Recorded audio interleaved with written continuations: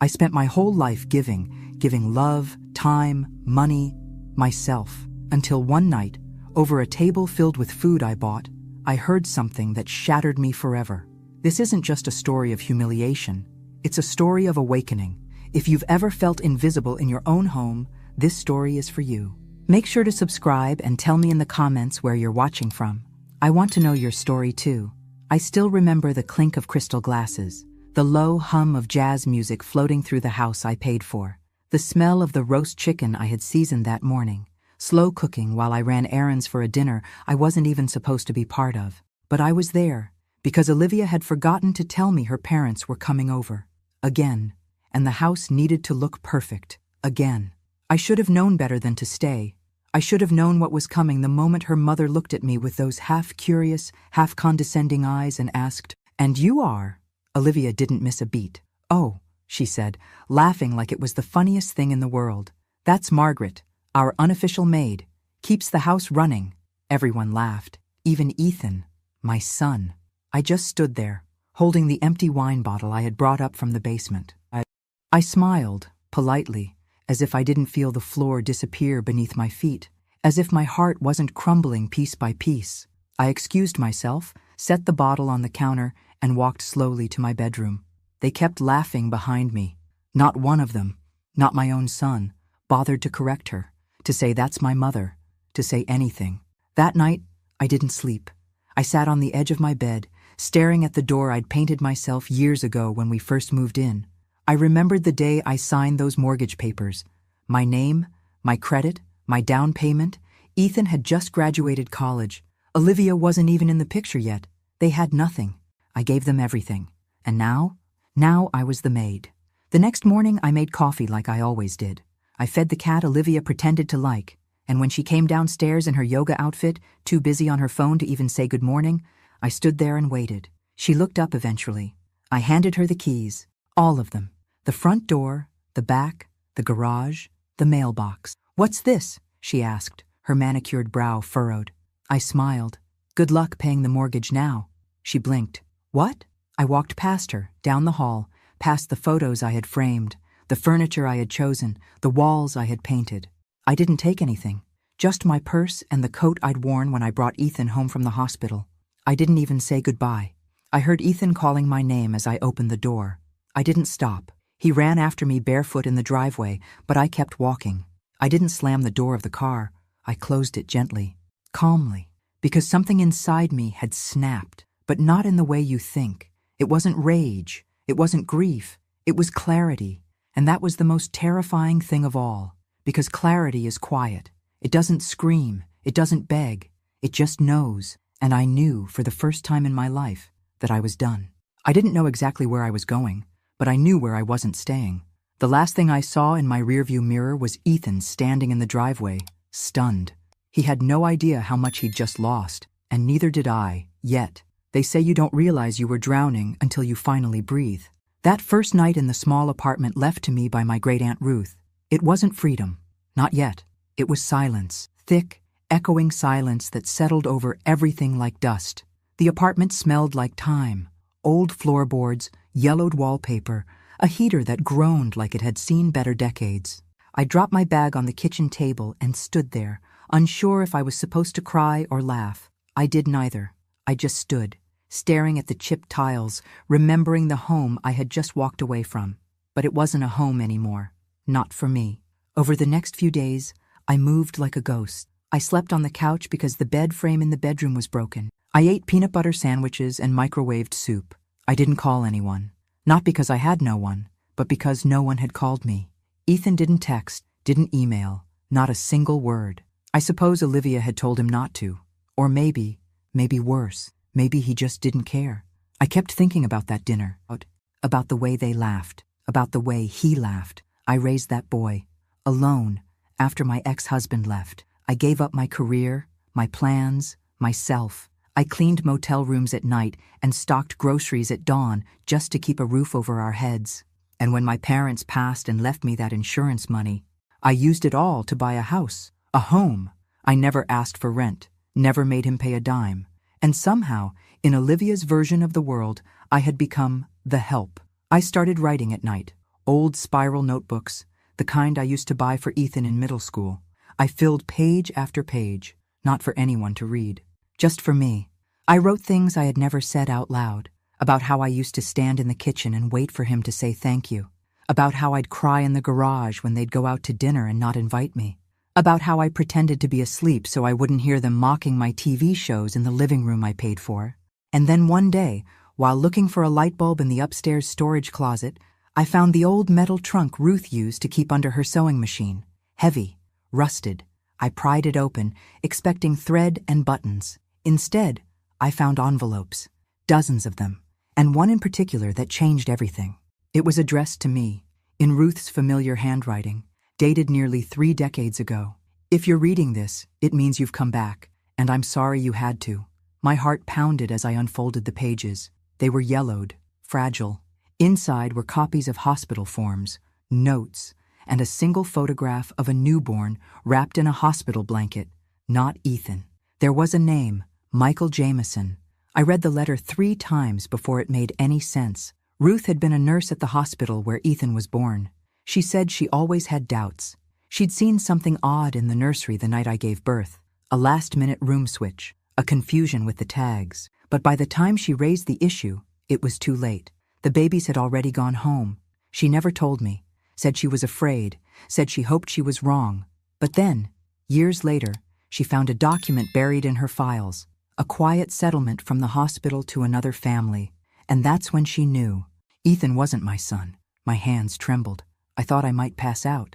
I stared at the photo, at the name, Michael Jameson. My mind refused to process it, because if this was true, who was Ethan? Who was I to him? And then something strange happened. I didn't feel grief. I didn't feel rage. I felt free.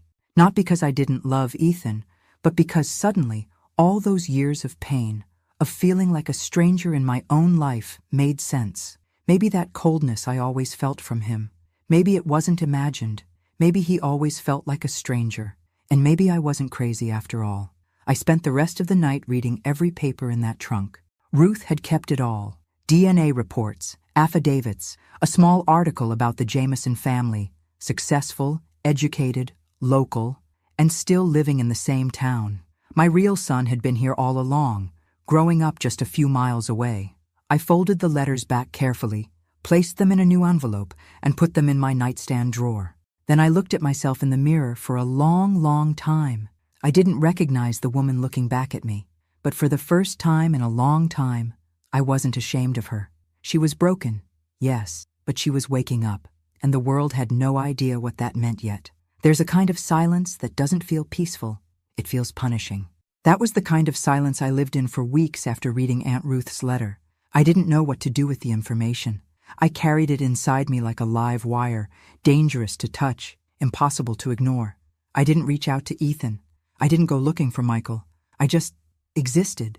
Each day, I woke up, made a single cup of coffee, stared out the dusty kitchen window, and tried to understand who I was now. The Margaret who raised Ethan wasn't the same woman who read those letters. That Margaret was a mother, a wife once, a caregiver, a giver of everything. But who was I without that identity? One evening, the heater went out in the apartment. I lit a candle and bundled myself in blankets, curling up on the couch with the hospital files in my lap. I must have read them 100 times, every line, every signature, every timestamp. It all checked out. It was real.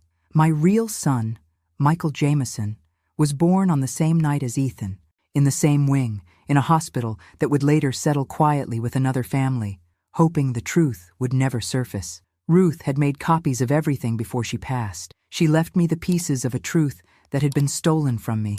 I felt grief, but not for Ethan. I grieved the time, the moments I could have had with Michael, the birthday parties, the first days of school, the scraped knees and science projects, all those things I thought I was doing for my child. They were meant for someone else, and yet, somehow I didn't feel hatred toward Ethan. My love for him hadn't been biological. It had been unconditional, or so I thought. But when someone you raise doesn't defend you, doesn't even see you, it forces you to reevaluate everything. It was a Tuesday afternoon when I finally pulled myself together. I had been hiding too long. I wasn't ready to confront Ethan. Not yet. But I could start somewhere. somewhere quiet. I walked into town and stood across the street from the little bookstore near Main and Elm. Jameson's Books. It was painted in deep green with hand-lettered signs on the windows. I'd passed it dozens of times before and never noticed it. He was there. Michael.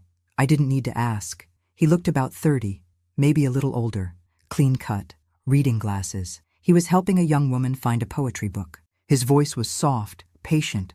His posture was gentle but sure of itself. I stood across the street, heart pounding, eyes fixed on the son I never knew I had, and I cried, right there on the sidewalk, not sobbing, not loudly, just quiet, unstoppable tears that rolled down my cheeks and into the collar of my coat. I didn't go in, not that day. I just watched, and then I did it again the next day, and the next. It became a ritual. I'd walk the block, sit on the bench near the corner, pretend to check my phone or drink coffee from a paper cup, and I'd watch Michael living the life I was never part of. It wasn't stalking. It was mourning, but also preparation. Because slowly, I was starting to put the pieces together. While I sat outside that bookstore, I started noticing things. The schedule of deliveries, the names of customers, the rhythm of the store. I was observing, yes, but not just him. Them, Ethan and Olivia. I started tracking them too, subtly. I knew their patterns from memory. Olivia always posted on social media, tagging her favorite brunch spots, yoga studios, and wine tastings. It wasn't hard to follow the trail, and what I saw made me nauseous. They weren't struggling. They were pretending. Olivia's business, some lifestyle coaching brand, was mostly smoke and mirrors, rented office space, paid followers, credit cards maxed out to maintain appearances. And Ethan?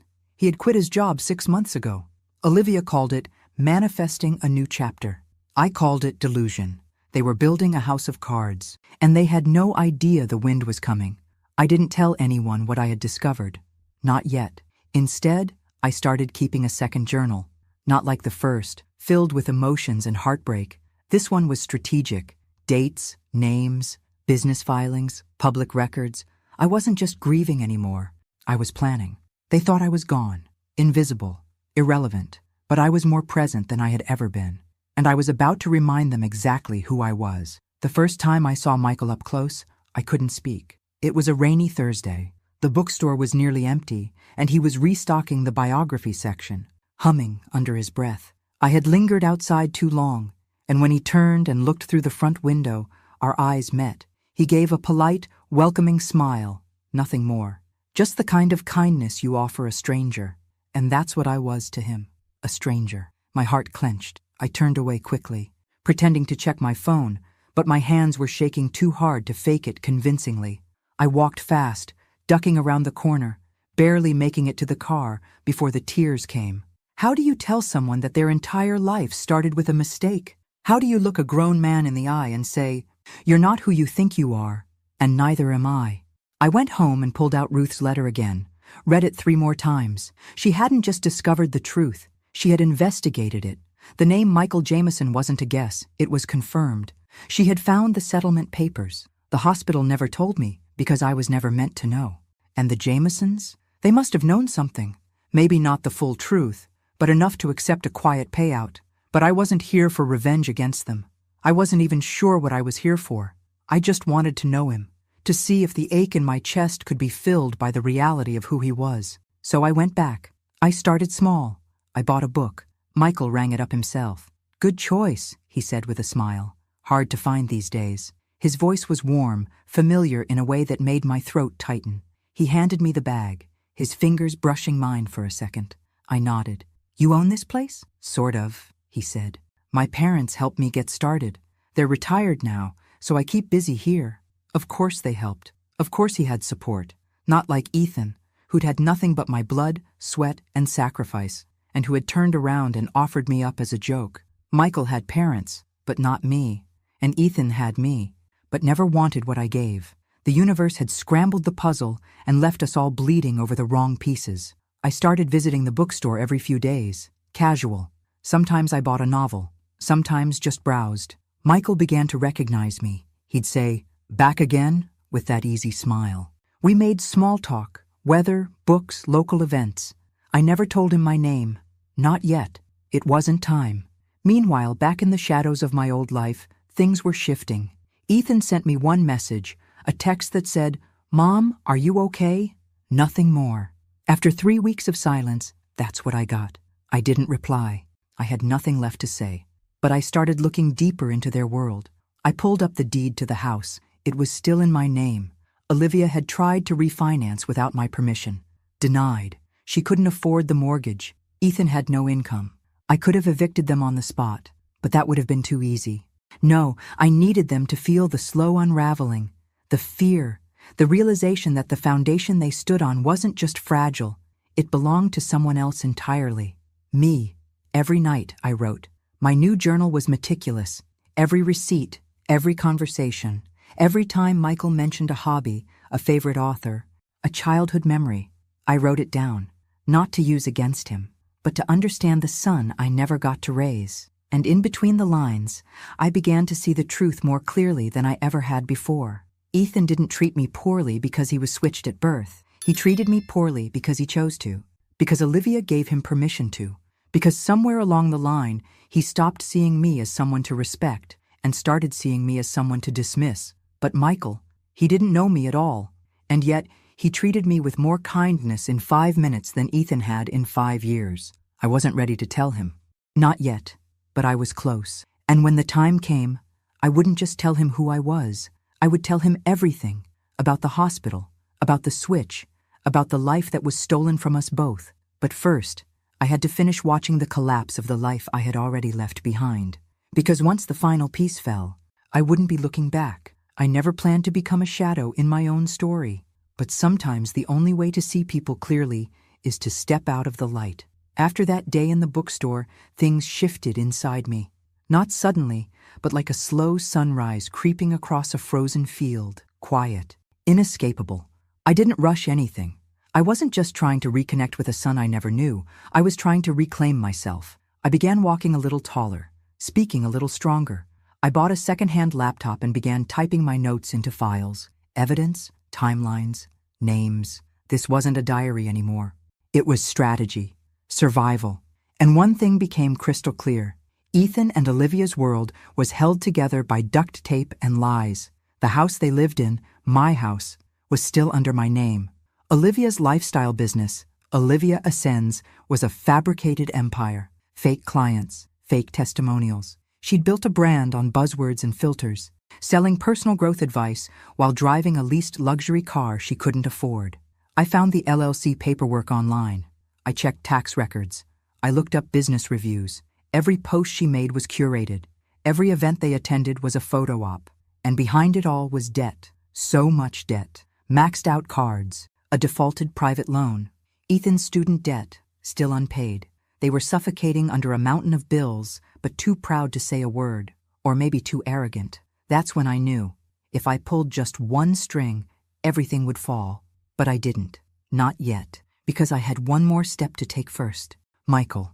I still visited the bookstore, and he still didn't know who I was. But each interaction chipped away at the fear. We talked about books, about life, about small things, TV shows, good coffee, city noise. Once we sat at the tiny cafe next door, and he told me about how he almost became a teacher, but his love for books pulled him into business.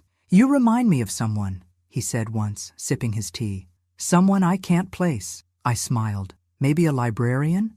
He laughed. "Maybe." That moment stayed with me for days. I didn't just like him. I recognized him, not just by the file I had read or the photo Ruth left me, but in the way he treated people, in the way he listened, the quiet strength in him. It felt like mine. It was in his posture, his calm, his presence. I started dreaming about a different life, one where I'd raised him, one where we baked cookies in the kitchen, where I took him to soccer games and cheered from the sidelines. I could picture it so vividly it made my chest ache, but I couldn't go back, so I planned for what was next. The first thing I did was call a lawyer, not for revenge, for justice. I wanted the house sold. I had every legal right to it. I made the down payment, paid every bill, and never signed it over. Ethan had always said, "We'll put it in your name later. No rush." Of course, there was no rush. For him, I was paying everything. Now I wanted my name back, my rights, my home, if not physically, then legally. I met with an attorney downtown. A woman about my age, sharp and direct. She listened without judgment. When I told her what happened, she nodded slowly and said, "We'll file the motion this week." I signed the papers with a steady hand. That evening, I walked past the house. The porch light was on. Olivia was sitting on the swing, scrolling on her phone, glass of wine in hand. Inside, Ethan was on the couch, playing video games. Their lives were running on autopilot. No idea that the ground beneath them was already shifting. It wasn't about punishing them. It was about restoring balance. And when the house sold, they would feel what I had felt for years, powerless. And maybe, just maybe, they'd understand what it meant to be discarded. I didn't slam doors. I didn't scream. I just watched, waited, and walked away. The first domino had fallen, and none of them even knew it yet. I've always believed that silence is stronger than noise, that true strength isn't in how loud you fight, but in how deeply you know you're right. The day the official notice went out to Ethan and Olivia, I was sitting at a cafe near the courthouse, stirring honey into my tea with a calm I hadn't felt in years. My lawyer said they'd receive it by AM sharp. My phone buzzed. Ethan. I stared at the screen until it stopped ringing. Then I turned it over and let the silence speak for me. It wasn't that I didn't want to hear his voice. I just wasn't ready to hear him lie. Later that afternoon, I checked my email and saw his message. It wasn't long. Just, "Mom, what are you doing? Please call me. Olivia is freaking out." Of course she was. The mortgage was due, and now they couldn't refinance, because the person they thought was too weak to matter was the one holding the deed, and they never saw it coming. A week later, I got another call. Olivia this time. I didn't answer her either. She left a voicemail, her tone tight, barely controlled. "Margaret, we really need to talk. This is all it's a misunderstanding. Ethan says you're going through something, and we're here to support you. But you're putting our lives at risk, and that's not fair." I listened twice. She called the house hers, and my silence? It became sharper, more deliberate. They didn't understand yet, but they would. 2 days later, Ethan showed up at my apartment. I saw him through the peephole before he even knocked. Hair uncombed, dark circles under his eyes, a man unraveling. I didn't open the door. He stood there for a long time, knocked once, then again, then said, "Mom, please, don't do this." I stood on the other side, my hand on the knob, but I didn't turn it. I let him sit in the discomfort of being unheard, just like I had for years. The following week, my lawyer finalized the paperwork to list the house. I would get the full profit, every cent, legally, ethically, emotionally. All of it was mine. Olivia tried to fight it. She claimed contribution of value. My lawyer smiled and said, "Let's see her prove it in court." She couldn't, because she never invested in anything but appearances. And now, those were crumbling, one filter at a time. Word got out. Olivia's parents stopped commenting on her social media posts. Clients began backing out. She made a video trying to explain the unfairness of generational property law. People saw through it. And I didn't post a thing. I just kept showing up at Michael's bookstore. We had coffee again, talked about an old novel we both loved. He recommended a memoir to me. "It's about grief," he said, "but also forgiveness." I nodded, swallowing the lump in my throat. "I think you'd like it," he added. Maybe I would, but not yet. I wasn't done grieving or forgiving.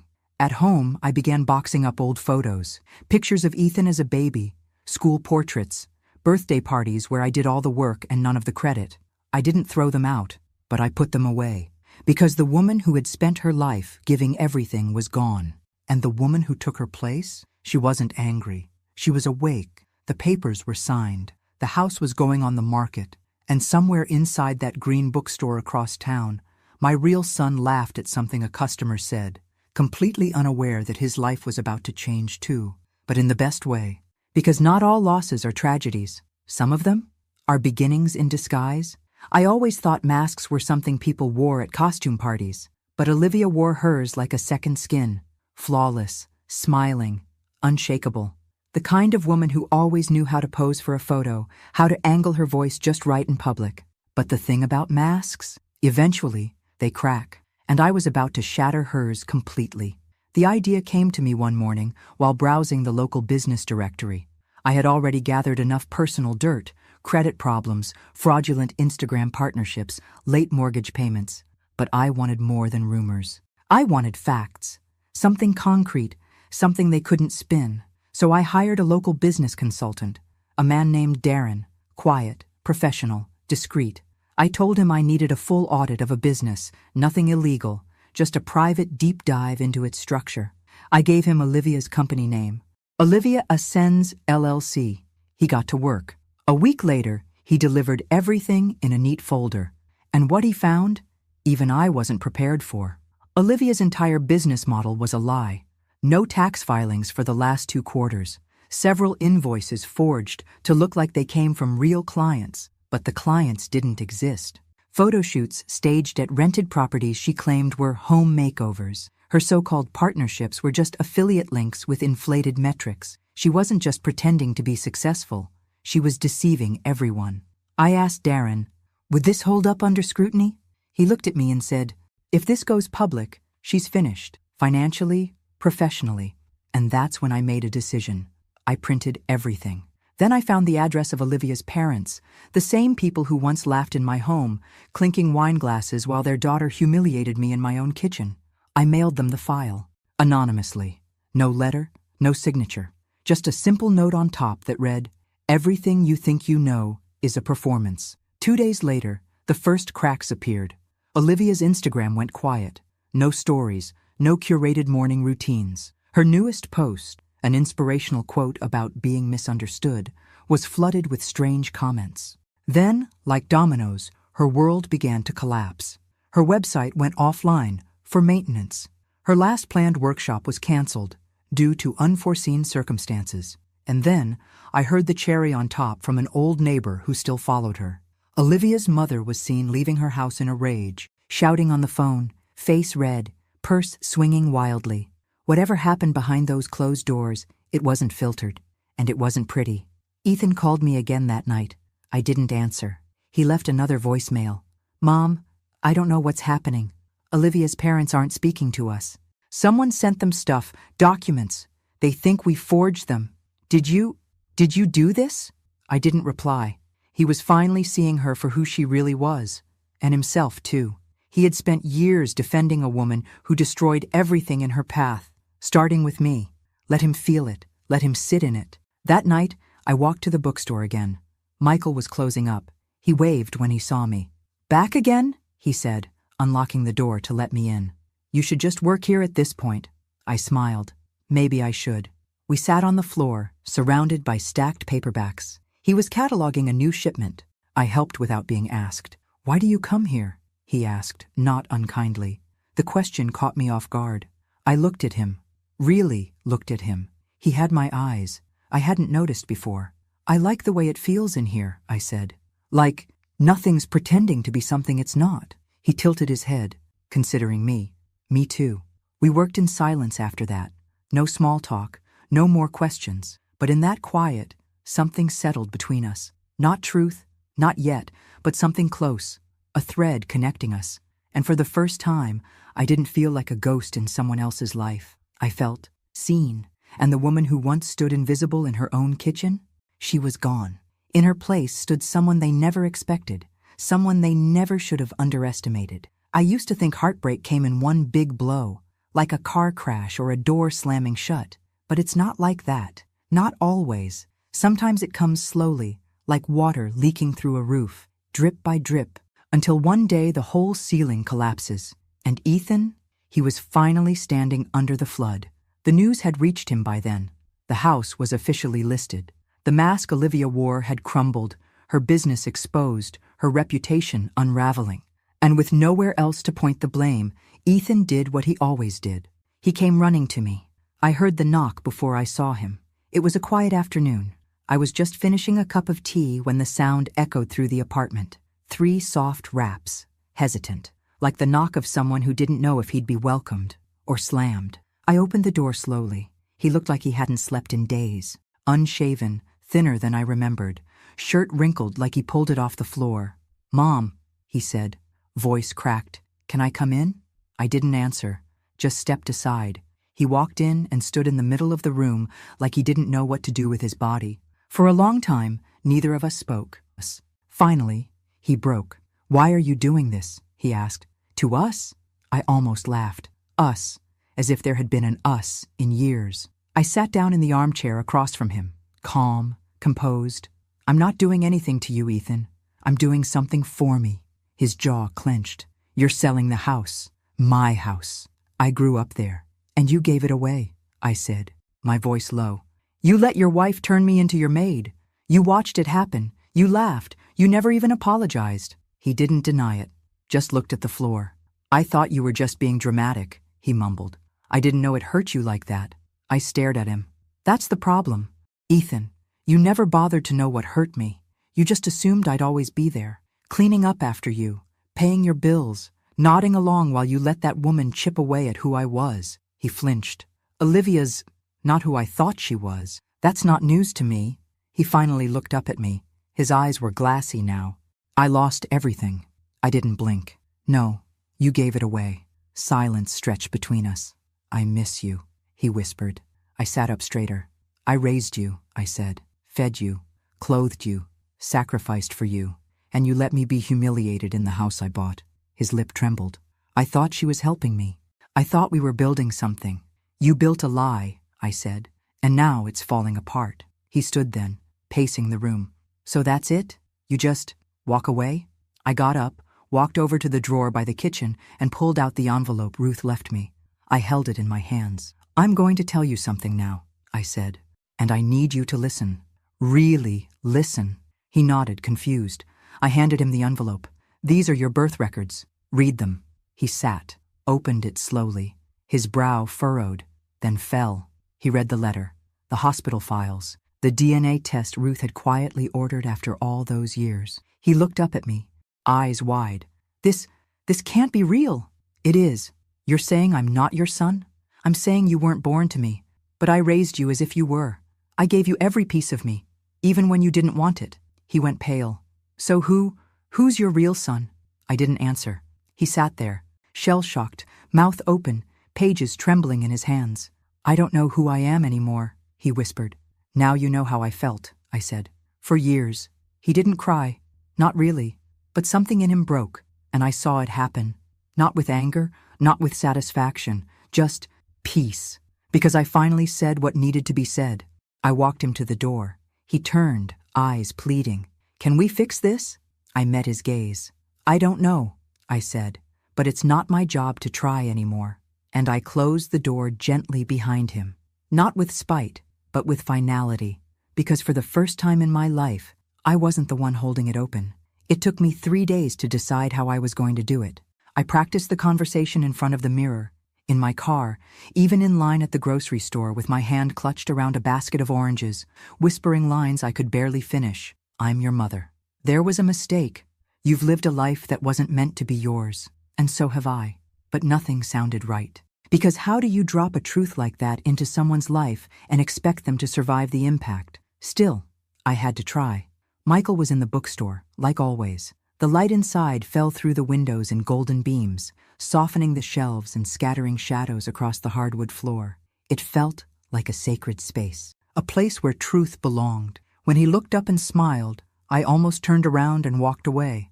But I didn't. Hey, he said, you came at the right time. We just got a new batch of rare poetry editions. I swallowed the lump in my throat.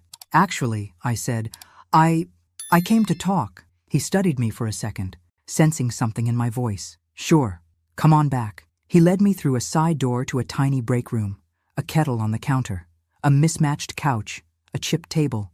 Real life, no filters. We sat. I've been coming here for a reason, I started, twisting my hands together. I figured, he said softly. You have? You're not exactly here for the books. I gave a small, sad laugh. No, I'm not.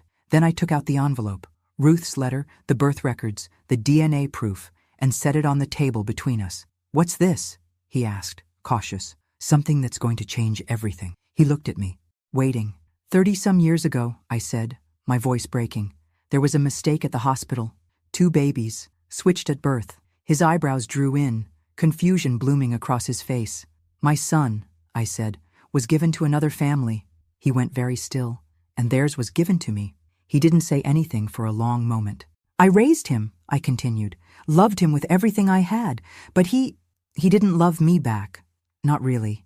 His eyes searched mine, slowly connecting pieces I wasn't saying aloud. You think I know you are. He looked down at the envelope, picked it up with trembling hands. Inside were the documents, the timeline, the explanation, Ruth's letter, with her quiet confession. He read in silence. Every second stretched into forever. When he finished, he didn't look at me right away. Just set the papers down, his fingers still resting on the edges like he needed to hold on to something. This is a lot, he finally said. I know. And you're Margaret? Yes. He looked up, his eyes glassy. I don't feel anything. Not yet. You don't have to, I said. I'm not here to ask for a place in your life. I wanted you to know. I needed you to know. He nodded slowly. Why now? Because I couldn't live with the silence anymore. Because the truth deserved to breathe. He leaned back, exhaling hard. I have parents. They raised me well. I know. I love them. I would never ask you not to.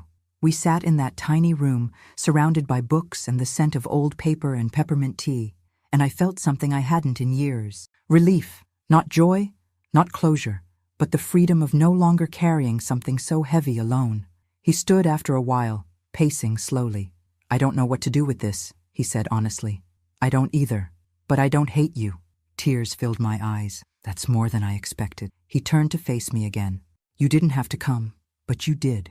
I didn't know how not to, I said. He nodded again, a quiet understanding settling between us. Can we take it slow? He asked. I don't want to make this something it's not. I wouldn't ask for anything else. He gave me a faint, fragile smile. You want to stay for tea? I smiled back. I'd love to. We didn't talk about the files again that afternoon. We talked about books and weather and how he hated the sound of wind chimes but loved the rain. And though the past still sat between us, unopened and raw, we had started something. Not a relationship, not yet, but maybe, just maybe, a beginning. By the time autumn rolled in, the leaves weren't the only things changing. The house sold faster than expected. I got the full asking price, more than I imagined. Ethan and Olivia had to vacate within 30 days. No extensions, no renegotiations. I didn't evict them out of anger. I evicted them out of necessity. Because that house had been my prison for too long, and watching them pack up their curated life, box by box, knowing every pillow, plant, and designer trinket had been bought on borrowed time, it felt like watching a theater set being dismantled. The play was over, the illusion gone. The day the moving truck came, I drove past. I didn't stop. I just watched from a distance as Olivia barked orders at the movers, her sunglasses hiding whatever remained of her pride. Ethan stood on the lawn, phone pressed to his ear, pacing in circles. I wonder if he ever thought he'd see this day.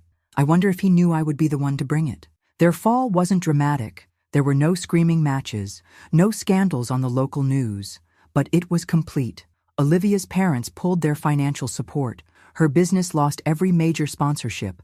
Her brand, once pristine, was now whispered about in corners of town. The woman who had laughed at me in my own kitchen now couldn't afford her overpriced skincare line or daily matcha. Ethan tried to get a job, any job, but with no degree, no references, and no recent experience, doors didn't open. He moved into a small apartment on the outskirts of town. I heard this from the lawyer. I didn't ask, but I also didn't celebrate, because this wasn't about revenge. It was about truth, about consequences. Meanwhile, my life, quietly, steadily, was becoming something new. Michael and I continued meeting, always casually, coffee, book discussions, shared articles and little comments about life. He asked about my writing once, and I told him I'd started working on a memoir, that I had a story to tell, even if I never published it. He said, "You should. Stories like that matter." He still didn't call me Mom, and I didn't expect him to. That wasn't the point.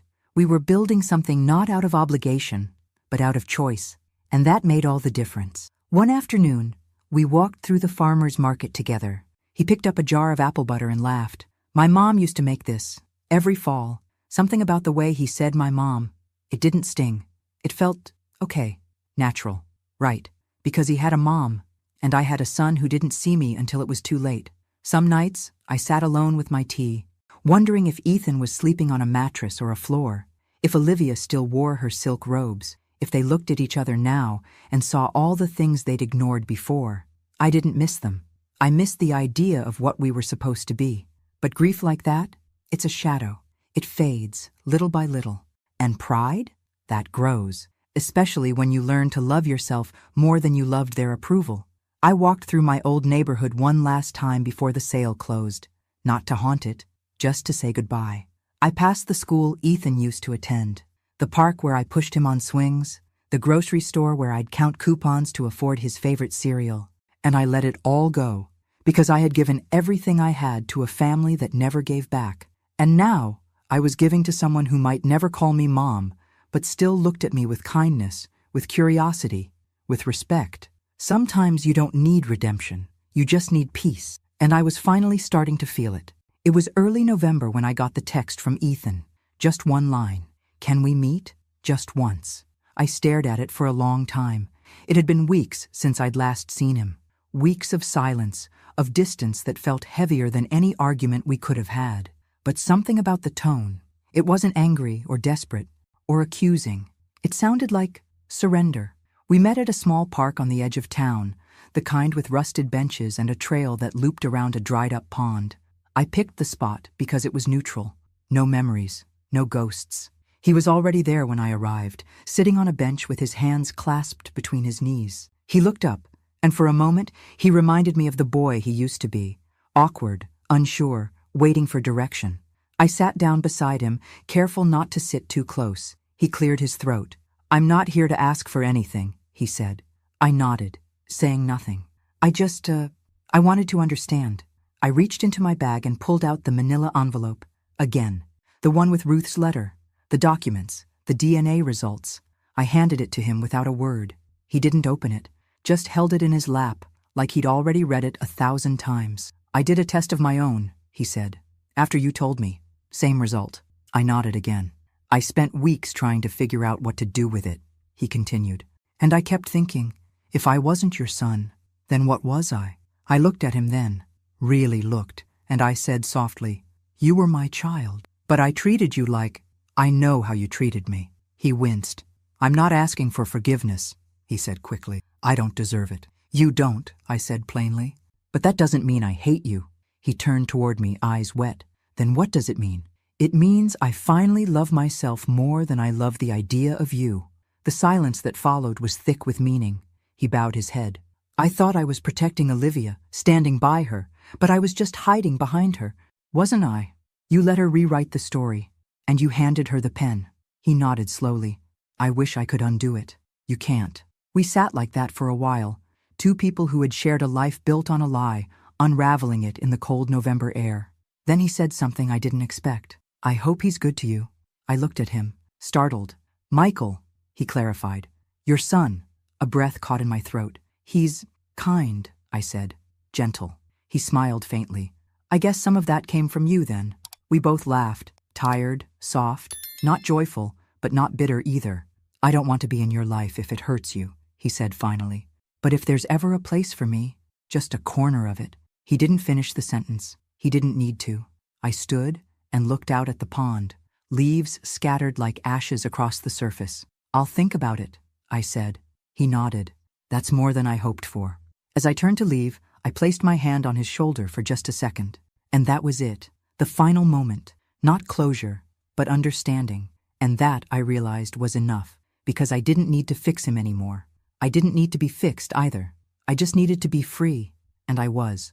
I really, truly was. I always thought the word freedom sounded too big, too lofty, like something reserved for speeches and parades, not something someone like me could actually live.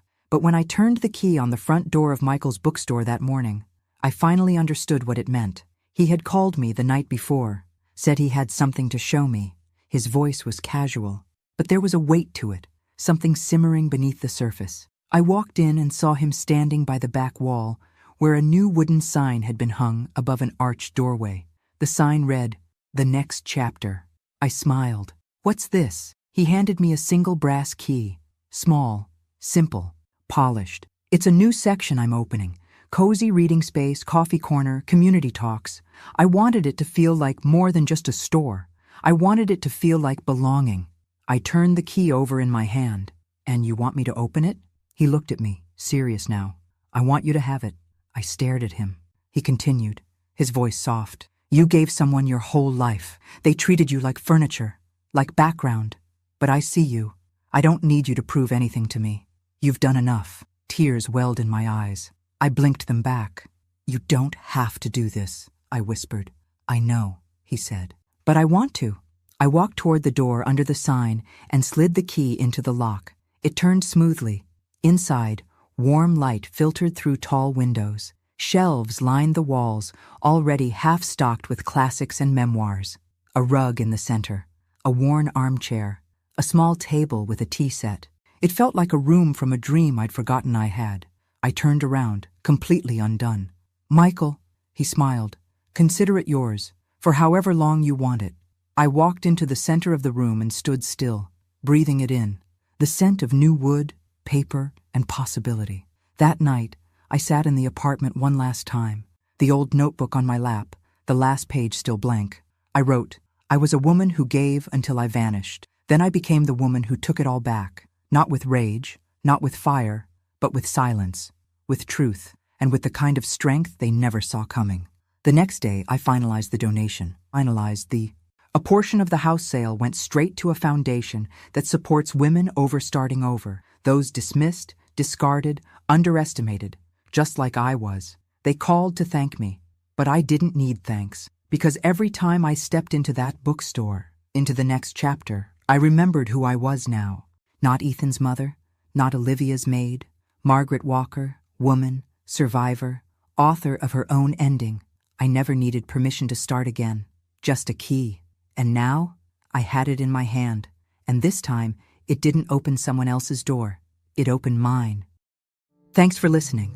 Don't forget to subscribe and feel free to share your story in the comments. Your voice matters.